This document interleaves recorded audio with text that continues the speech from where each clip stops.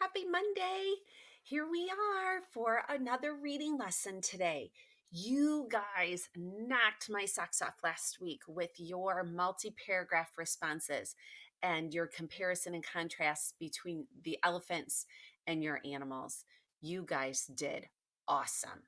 Um, it made me almost wish that we had been in schools for you to take the Bragg Day air test because you guys would have rocked out those multi-paragraph responses. You did awesome. So impressed, so pleased with your hard work, and it makes me feel confident that you're ready to move on to fourth grade with those skills. So that's great.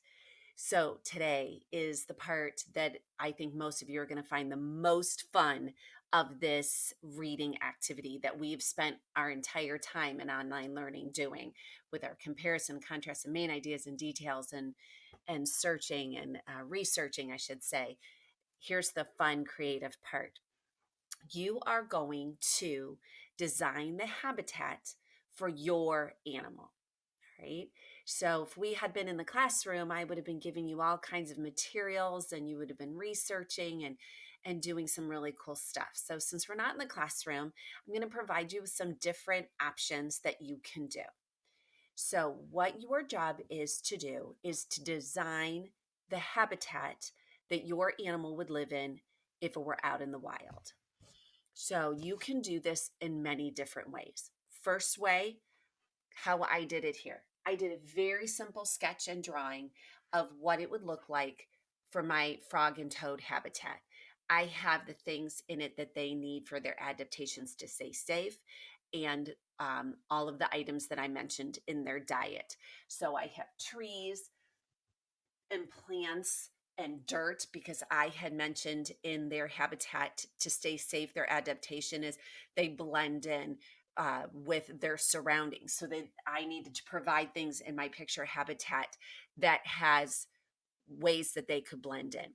And then I also included some, not all, but much of the kinds of food items they would have in their diet. So I have a snake, I have fish, I have mice, I didn't label it up here, but I have a little insect up there. And then I also have water because they live by a water source, remember, because they spend some of their time on land and some of their time in the water. So I drew it and I labeled it.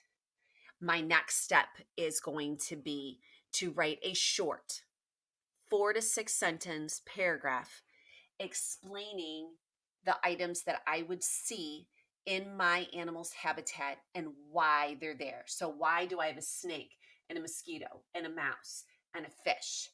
Those are things that they would eat. That's part of their diet. So, I would explain that.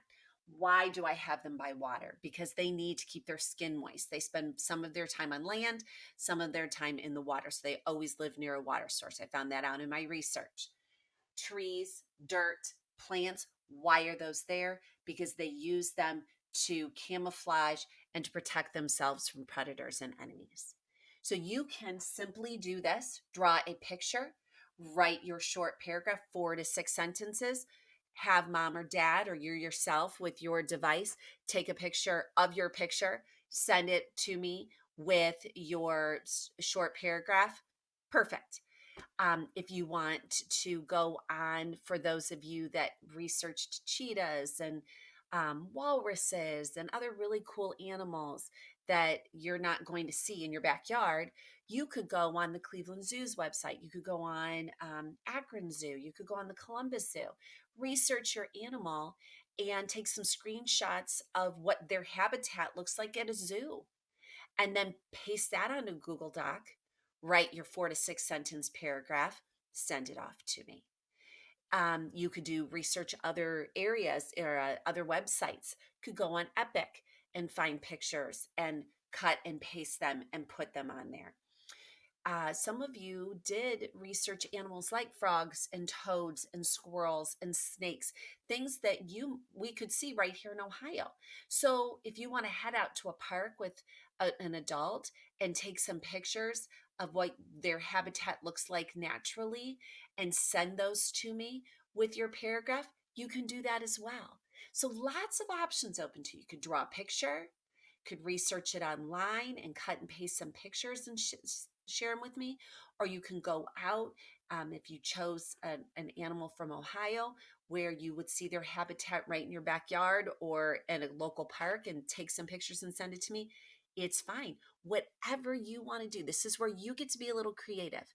Just make sure you send in those pictures showing what their habitat would look like, and then a short 4 to 6 paragraph, 4 to 6 sentence paragraph explaining what we are seeing in that picture or pictures and why it's there. What are the reasons they're there? All right. I cannot wait to see them. Again, you absolutely rocked out the multi paragraph, and you guys are so creative that I can't wait to see what you come up with this. So go have fun and enjoy, and we'll see you real soon. Bye bye.